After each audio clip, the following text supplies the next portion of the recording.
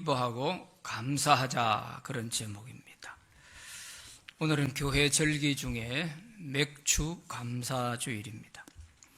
이스라엘 백성들이 하나님이 주신 가나안 땅에 들어가서 첫 농사를 지어서 보리를 수확하고 하나님께 감사하여 예배를 드리고 또 이웃들을 초청해서 함께 기쁨을 나누는 이런 것에서 유래가 되어졌습니다.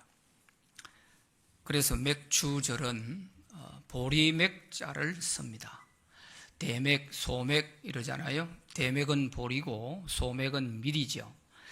그래서 보리맥자, 그리고 가을추자, 보리가을이라는 뜻이죠.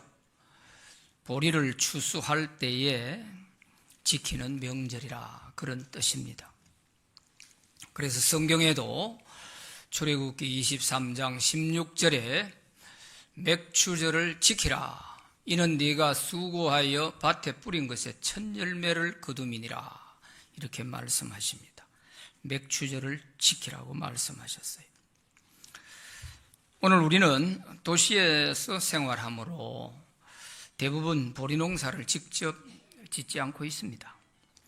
그러나 우리도 양식을 먹고 살아야 하기 때문에 햇빛과 비를 주셔서 풍성한 오곡백과를 주신 하나님께 감사하지 않을 수가 없죠. 인간이 아무리 농사를 잘 지으려 해도 하나님이 좋은 일기를 주시지 않으면 안 되지 않습니까? 그리고 맥주절의 현대적 의미는 한 해의 상반기를 돌아보면서 우리 각자에게 주신 생업의 터전과 또 직장에 베풀어 주신 은혜를 감사하고 또 우리의 생명과 건강과 가정을 지켜주신 하나님의 은혜에 감사하면서 예배를 드리는 날입니다. 이런 뜻깊은 날에 우리가 사랑하는 이웃들을 초청해서 함께 기쁨을 나누며 감사 예배를 드린다고 하는 것은 매우 의미 있는 일이고 또 하나님께서도 기뻐하실 줄로 믿습니다.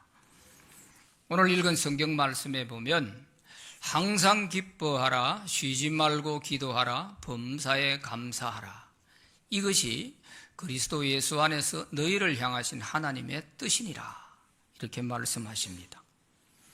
하나님이 우리에게 원하시는 것은 다른 게 아니고 우리가 항상 기뻐하며 감사하고 살아가기를 원하고 계시는 거예요. 다른 거 원치 않으세요. 이것이 너희를 향하신 하나님의 뜻이니라 그랬습니다. 그런데 우리도 이렇게 살고 싶지요. 항상 기쁘게 감사하며 살고 싶지요. 그런데 막상 살아보면 이렇게 안 되는데 문제가 있는 것입니다. 나는 항상 기쁘게 살고 싶은데 속상하고 화날 때가 있고 또 때로는 슬플 때도 있고, 그렇기 때문에 이게 참 말씀대로 살기가 쉽지 않구나 하는 것을 느끼게 되죠. 나는 항상 감사하고 살고 싶은데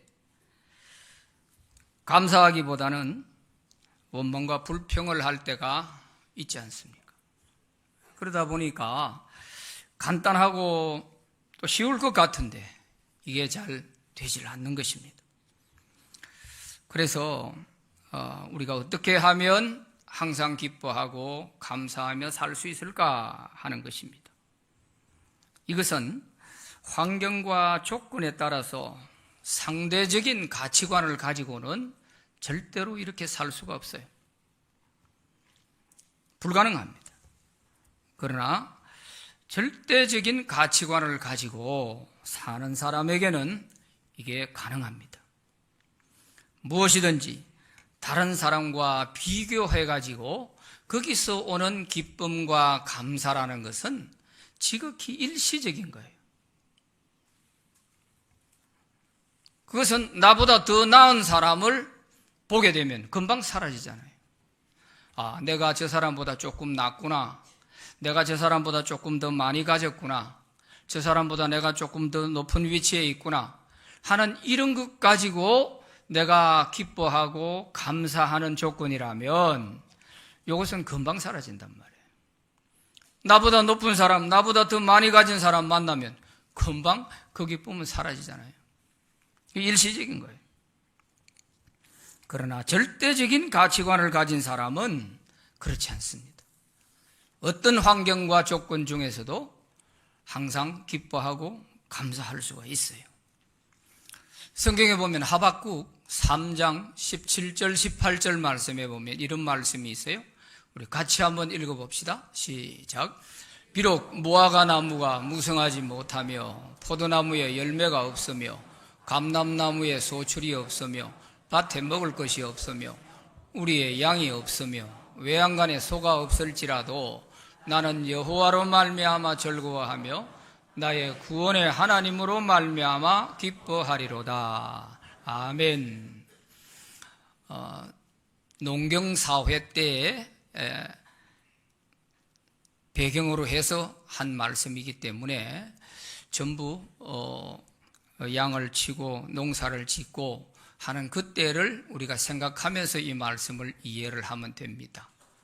무화과 나무를 재배했는데 무성하지 못했고 포도나무를 재배했는데 열매가 없고 감람나무를 심어서나 소출이 없고 밭에 먹을 것이 없고 우리에는 양도 없고 외양간에는 소도 없고 없으며 없을지라도 나는 즐거워하고 기뻐할 수 있다. 무엇으로 인해서? 여호와로 말미암아 즐거워하며 나를 구원하신 그 구원의 하나님으로 말미암아 나는 기뻐할 수 있다. 환경과 어떤 조건, 어떤 것 거기에 흔들리지 않고 내가 항상 기뻐하고 감사할 수 있는 그런 모습을 여기서 보여주고 있지 않습니까? 이게 절대적 가치관을 가진 사람이에요. 영원하신 하나님을 최고의 가치로 삼고 살아가는 이런 사람에게는 이게 가능한 것입니다. 그러므로 오늘 우리도 영원하신 이 하나님 아버지를 의지하고 살아갈 때 항상 기뻐하고 모든 일에 감사하며 살아가게 될 줄로 믿습니다. 태어난 지 6주 만에 눈병이 나서 병원에 갔더니 의사의 실수로 그만 평생 시각장애인이 된 미국의 화니 제인 크로스비라고 하는 사람이 있습니다. 이 사람은 생전에 시를 많이 썼습니다. 그것도 특히 하나님을 향한 찬송시를 9,000편이나 썼어요. 그가 인생을 포기하지 않고 살아갈 수 있었던 것은 그의 외할머니가 늘 크로스비 옆에서 성경 이야기를 들려주고 기도를 해 주었기 때문입니다.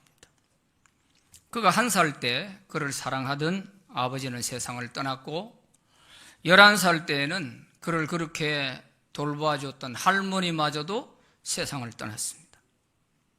그렇지만 그는 신앙이 비뚤어지지 않고 바르게 잘 자랐어요. 그가 이런 기도를 합니다. 9살 때 그가 하나님께 기도한 내용을 보면 하나님, 만약 나에게 시력을 허락해 주신다 해도 나는 안 받을 거예요. 하늘나라 가면 밝은 눈을 주실 터인데 세상에서 더럽혀지지 아니한 내 깨끗한 눈으로 주님을 가장 먼저 보고 싶습니다. 9살 때 기도한 내용이에요. 여러분, 오늘 우리가 만약에 평생 앞을 보지 못한 상황에 있을 때 눈을 뜨게 해주겠다 하는데 나 그거 안 할래요. 세상에 더러운 것 보지 않고 깨끗한 눈으로 내가 천국 갔을 때 주님을 가장 먼저 볼 거예요. 이렇게 기도할 사람이 몇 분이나 있겠어요? 눈 뜨게 해준다는 말도 끝나기 전에 아마 얼른 보게 해달라고 할 거 아니겠어요? 그가 30세가 되었을 때 어느 교회에 가서 예배에 참석을 했는데 찬송을 하게 됐어요. 그날에 불렀던 찬송이 바로 이 웬 말인가 날 위하여, 이 찬송이었어요. 웬 말인가 날 위하여 주 돌아가셨나. 이 찬양을 부르는데 갑자기 눈물이 막 쏟아지는 거예요. 그전까지는 예수님이 날 위해 돌아가셨다는 것이 그저 성경책 속에 듣고 익혀서 알고 있을 뿐이었는데, 그날 그 찬양을 부르면서 그 찬양이 마음에 와 닿는데, 야, 예수님이 정말 나를 위해 돌아가셨구나, 이게 믿어지기 시작하는 거예요. 그러면서 그날 그는 성령으로 거듭나게 됐습니다.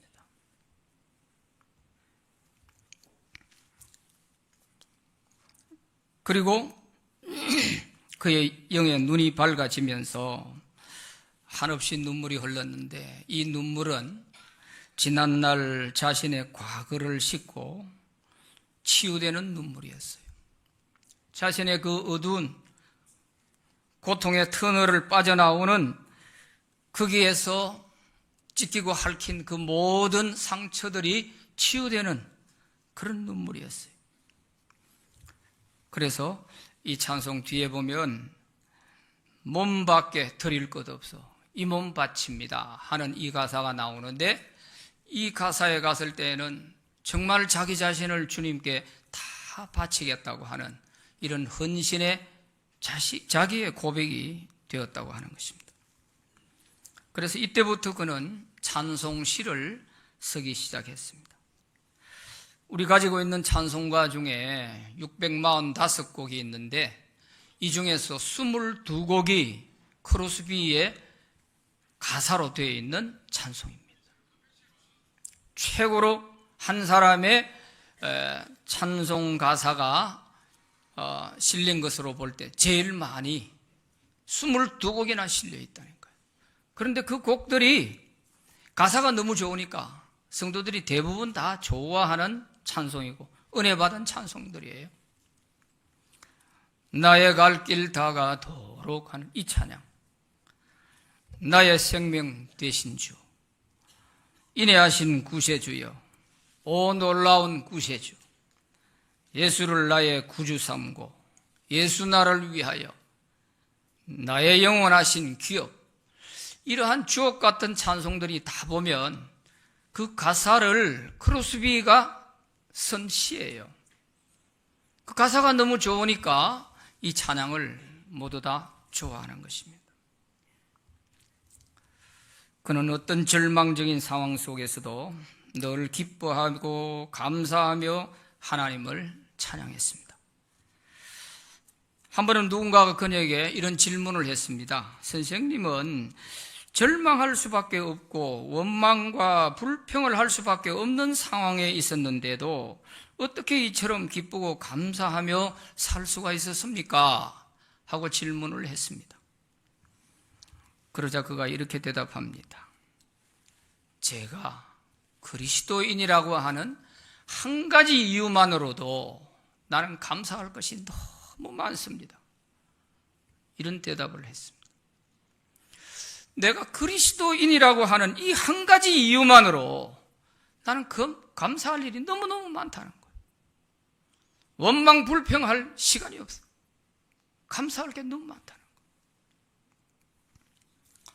보통 사람으로서는 범접하기 어려운 그런 신앙의 경지가 아닌가 생각이 됩니다. 평생 앞을 보지 못하는 시련과 고통 가운데서도 이런 아름다운 시가 나올 수 있었던 것은 자신이 그리스도인이라고 하는 이 이유 한 가지뿐인 거예요. 오늘 우리도 분명히 그리스도인이지 않습니까? 자타가 다 그리스도인이라고 말하지 않습니까? 그런데 왜 우리는 그렇게 안 될까요? 왜 우리는 그리스도인이면서도 감사할 것보다도 원망 불평할 게 더 많죠? 왜 이렇습니까?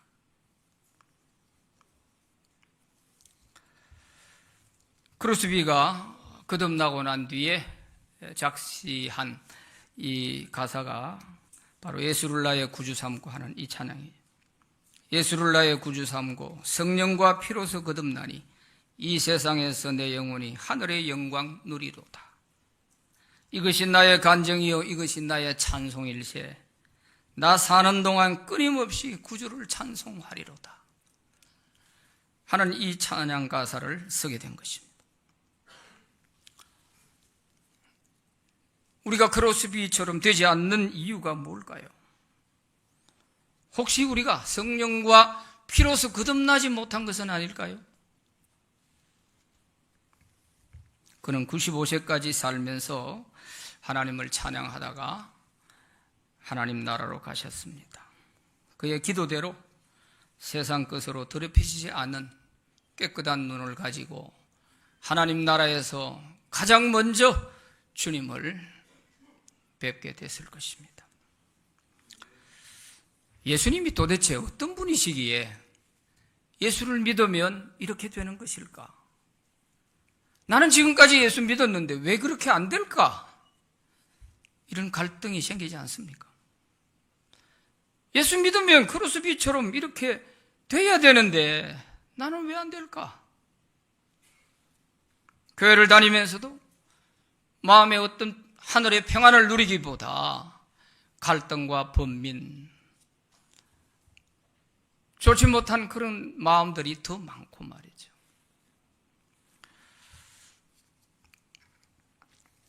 그래서 어떻게 하면 나도 이 크로스비처럼 이렇게 좀 기뻐하고 감사하며 살 수 있을까? 이게 우리가 풀어야 할 숙제입니다. 예수님이 도대체 어떤 분이실까? 요한복음 3장 16절에 보면 하나님이 세상을 이처럼 사랑하사 독생자를 주셨으니 이는 그를 믿는 자마다 멸망하지 않고 영생을 얻게 하려 하심이라 그랬습니다. 여기서 독생자는 하나님의 아들, 하나님의 외아들을 말합니다. 하나님이 이 세상을 사랑하셔서 죄인들을 구원하기 위해 자기의 독생자, 외아들을 보내주셨다는 거예요.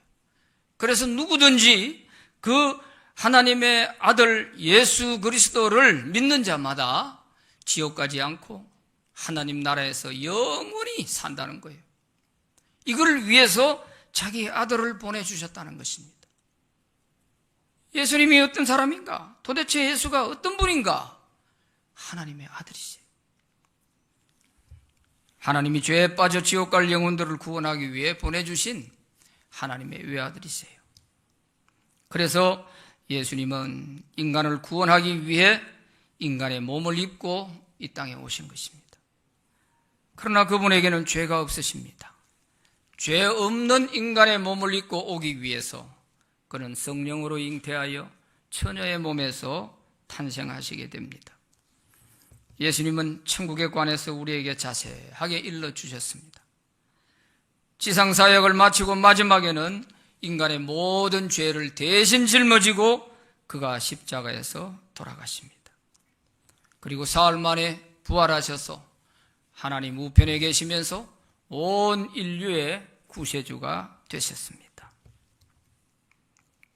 그러므로 예수님의 십자가 대속의 은혜를 믿고 살아계신 예수님을 마음에 영접하는 자는 모든 죄를 용서받고 하나님의 자녀가 되어서 하나님의 사랑을 받으면서 살아갈 수가 있는 것입니다. 죄 없으신 하나님의 아들 예수님이 우리의 죄를 대신하여 십자가에서 그 모진 고통을 받으시고 돌아가셨습니다. 그 예수님의 사랑을 생각하면 우리가 감사하지 않을 수가 없죠. 지옥에서 영원히 형벌받아야 할 우리를 구원해 주셨는데 이보다 더 기쁘고 감사한 일이 또 어디 있겠어요? 그저 내 소원 하나 이루어졌다고 기뻐하고 뜻대로 안 된다고 화내고 하는 이것 가지고는 될 수가 없죠. 나를 구원해 주신 그 주님을 생각하면 이 세상 그 어떤 것과 비교할 수도 없고 바꿀 수도 없는 그런 기쁨과 감사함이 있는 거예요. 이게 그리스도인이 누릴 수 있는 그런 감사지요. 그래서 이 구원의 은혜를 알게 되면 우리도 크로스비처럼 내가 그리스도인이 된 이 한 가지 이유만으로도 나는 항상 기뻐하고 감사하며 살아갈 수 있다 하는 것입니다. 예수님의 이 구원의 은혜를 모르고는 아무리 교회를 오래 다녔다고 할지라도 그리스도인으로서 할 수 있는 진정한 기쁨과 감사는 맛보기 어려울 것입니다. 감리교 창세이자 존 웨슬리 목사님은 감사는 하나님의 자녀의 표시라 그랬어요. 저 사람이 확실하게 예수를 믿고 하나님의 자녀가 되었는지 안 되었는지 하는 것을 무엇을 보면 아느냐? 감사하는 걸 보면 안다는 거예요. 그저 세상적인 이런 조건의 감사가 아니고 정말 나를 구원하신 예수님의 그 십자가를 생각하면서 깊은 마음에서 우러나오는 그 영혼의 감사, 이런 감사가 있는 사람이 진정한 하나님의 자녀라는 거예요. 하나님의 자녀는 감사하면서 살지만 마귀의 자녀들은 원망과 불평이 먼저 나와요. 여기에 차이가 있는 거예요. 독일의 본회프 목사님은 기독교인인가 아닌가 그 사람을 알려면 감사하는 걸 보면 안다고 그랬어요.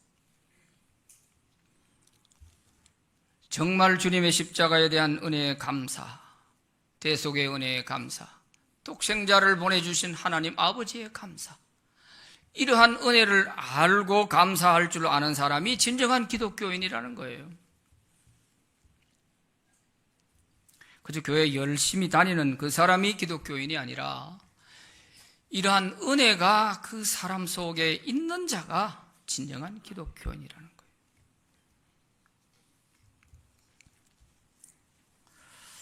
어떤 임금이 꿈을 꾸었습니다. 꿈 내용이 어떤 것이냐 하면 자기 이빨이 하나하나 다 빠지는 꿈을 꿨어요. 그래서 임금이 꿈 해석을 잘하는 사람을 불러와라 해가지고 해몽가들을 불러왔습니다. 그래서 첫 번째 해몽가가 해석을 합니다. 왕이여, 이 꿈은 왕의 주변에 있는 친척들이 한 사람 한 사람 다 죽고 마지막에 왕이 혼자 남는다는 꿈입니다. 이렇게 해석을 했어요. 왕이 들으니까 기분이 나빠요. 그래서 이놈 죽여버려라 그래. 죽여버렸어요. 그 다음 사람이 다시 이제 꿈 해석을 해야 되는 거예요. 꿈 해석을 하는데 이 사람은 꿈을 이렇게 해석했습니다. 왕이여, 이 꿈은 참 좋은 꿈입니다. 왕이 모든 사람보다 가장 오래 산다는 꿈입니다. 이렇게 해석을 했어요. 너무 기분이 좋은 거예요. 그래서 이 사람에게 상을 줘라. 그래서 상을 줬다는 거예요. 감이 안 오시는가 봐요. 결과적으로는 똑같은 말입니다. 똑같은 말이잖아요. 한 사람 한 사람 다 죽고 제일 마지막에 남는다는 말이나 가장 오래 산다는 말이나 똑같은 말 아니에요. 똑같은 말인데도 어떻게 하느냐에 따라서, 어떻게 해석하느냐에 따라서 죽기도 하고 상을 받기도 하는 거예요. 운명이 달라진다는 말이에요. 여러분, 우리 인생에 대해서 자기 인생을 긍정적으로 해석하느냐 부정적으로 해석하느냐 하는 것은 자기에게 달려 있습니다. 하나님이 우리를 보실 때 우리 인생에 대해서 하나님을 의지하며 무엇이든지 긍정적으로 바라보고 내가 하나님의 자녀로서 살아가는데 하나님이 계시는 한에 내게 무슨 일이 있으랴, 무슨 일이 있는들 또 하나님이 다 책임져 주실 것인데 하는 이런 긍정적인 마인드를 가지고 내 인생을 해석하고 살아가는 사람이 되면 하나님께 아마 복을 받을 거예요. 그렇지만 내 인생을 부정적으로 해석하고 나는 왜 이렇게 태어날 때부터 이 모양인지 모르겠어.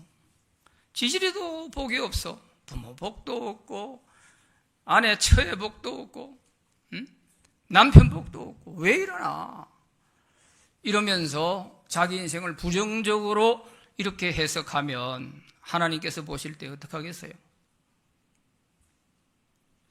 좀 더 살려놓을까? 데려갈까? 하나님이 아마 갈등이 생기실 거지 뭐. 여러분, 이렇게 우리가 긍정적인 사람이 되려면, 감사하는 사람이 되면 사람이 긍정적으로 바뀌어요. 모든 일에 감사하면 사람이 긍정적이 되는 거예요. 긍정적 에너지가 분출이 되는 거예요. 오늘 읽은 말씀에 거기 보면 범사에 감사하라. 범사에, 모든 일에 감사하라. 그런 말씀이에요. 어떤 일을 만나든지 좋은 일도 있을 것이고 슬픈 일도 있을 것이고 괴롭고 고통스러운 일도 있을 것이고, 어떤 일을 만나든지 그 일 가운데서도 감사하라. 감사하라. 그럴 때 긍정적인 결과도 오게 되는 것입니다. 성경에 보면 바울과 실라라는 사람이 전도하다가 억울하게 감옥에 갇혔습니다. 매를 많이 맞고 쓰러질 정도로 기절을 하고 끌려가서 감옥에 갇혔습니다. 쇠사슬로 손과 발을 다 묶고 나왔습니다. 감옥에 철장이 굳게 잠겨 있었습니다.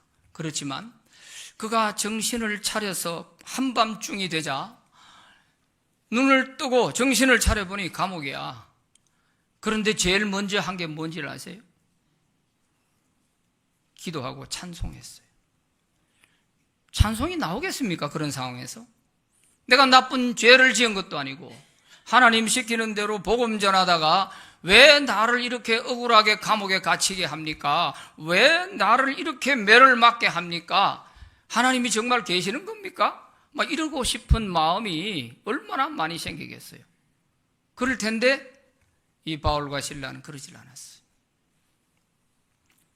하나님께 감사하며 찬송하고 기도했습니다. 그랬더니 갑자기 지진이 일어나면서 옥터가 흔들리고 그 굳게 잠겨있던 옥문이 다 열리고요, 손과 발에 메어져 있던 쇠사슬들이 끊어지는 거예요. 놀라운 일이 벌어졌어요.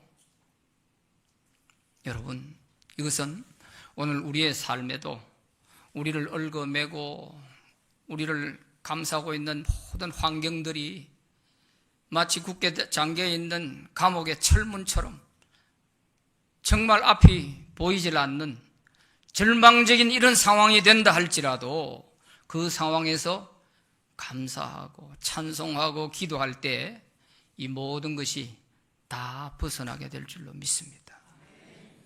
바로 그것을 우리에게 보여주는 거예요. 예수님의 감사 기도는 죽을 지 나흘이나 됐던 나사로를 살렸습니다. 솔로몬의 감사 기도는 지혜를 얻었습니다. 다니엘의 감사 기도는 굶주린 사자굴에서 살아서 나오는 하나님의 기적을 보게 됐습니다. 이처럼 감사는 모든 고난을 물리치고 복의 문을 여는 열쇠와 같습니다. 시편 50편 23절에 보면 이런 말씀이 있어요. 같이 한번 읽어보시죠. 시작.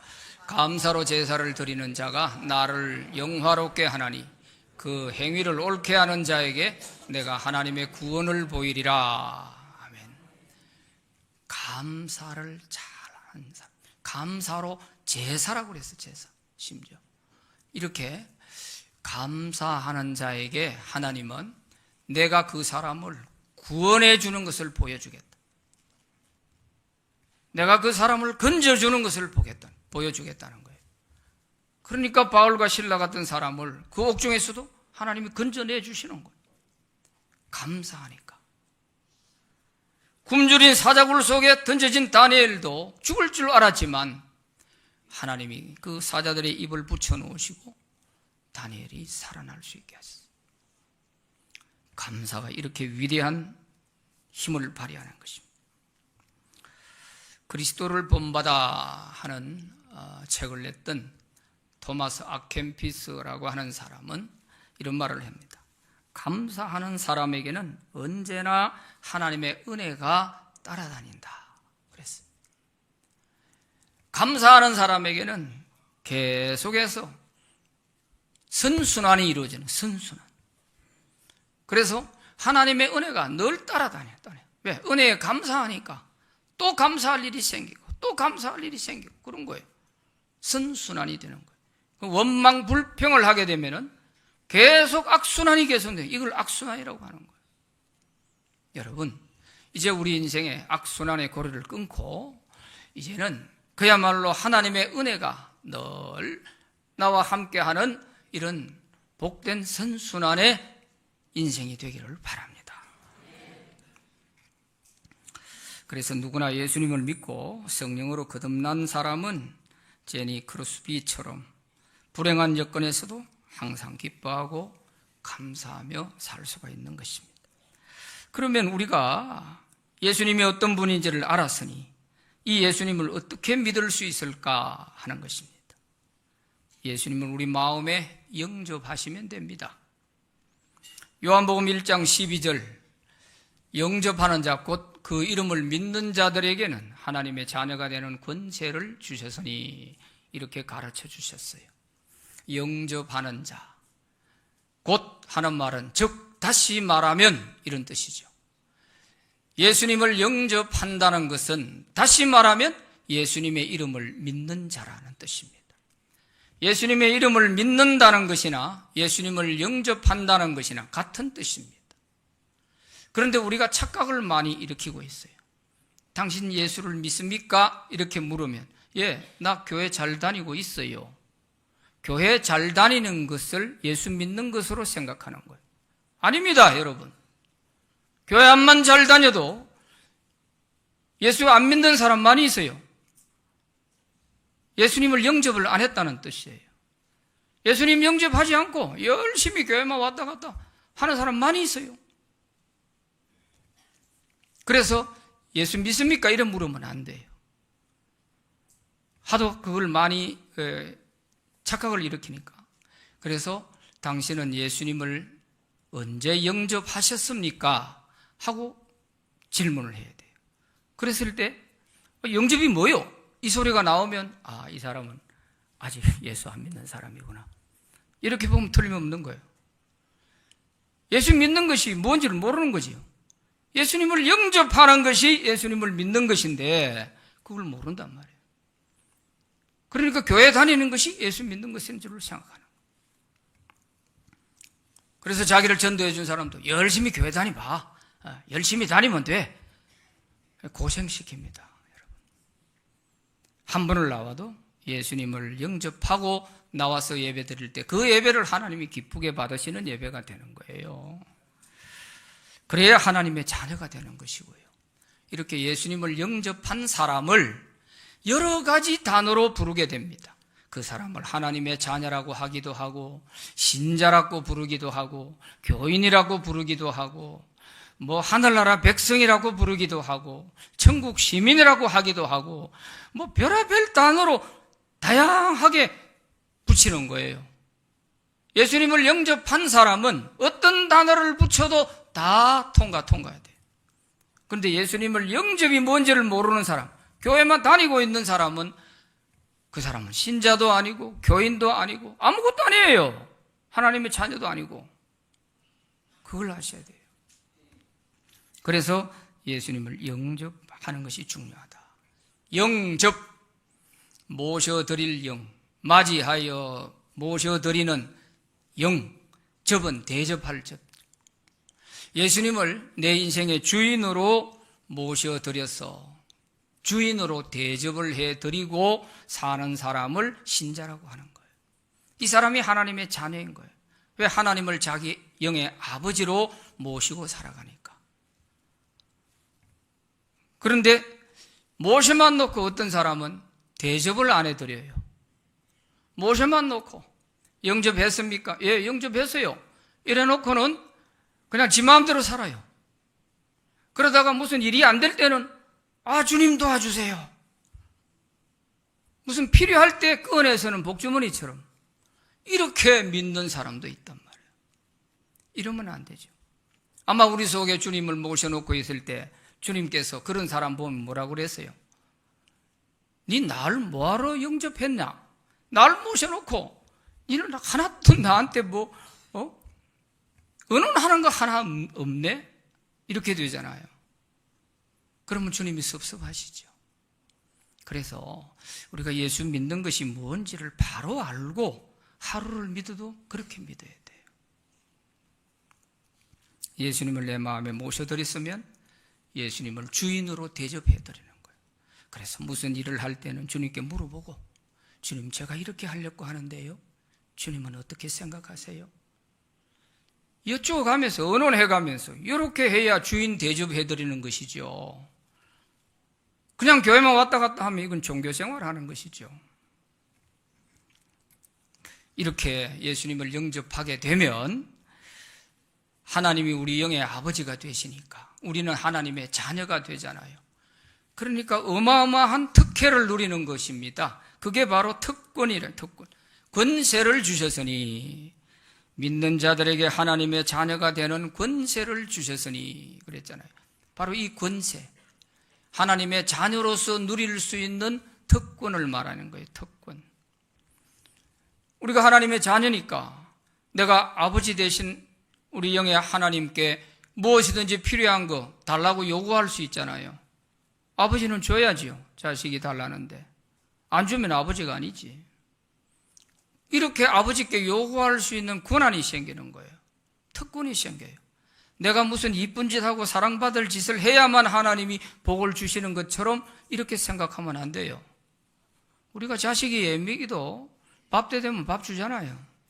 또 학교 갈 때 되면 공부시켜주잖아요. 암만 미워도 내 자식이기 때문에 그래 해요. 그렇잖아요. 이게 아버지고 자식이요. 하나님도 마찬가지입니다. 우리가 이쁜 짓 할 때만 하나님이 복 주시는 게 아니고, 때로는 하나님 눈 밖에 나가는 짓을 해도 깨닫게 해가면서 하나님이 우리에게 주실 것 다 주시는 분이에요. 하나님을 그렇게 속 좁은 분으로 이렇게 폄하하면 안 돼요. 그래서 예수님도 너희가 이제 하나님 자녀가 되면 기도할 때 구하라, 찾아라, 두드리라 그러면 다 들어주신다. 기도해라. 기도하면 하나님이 좋은 것 주신다.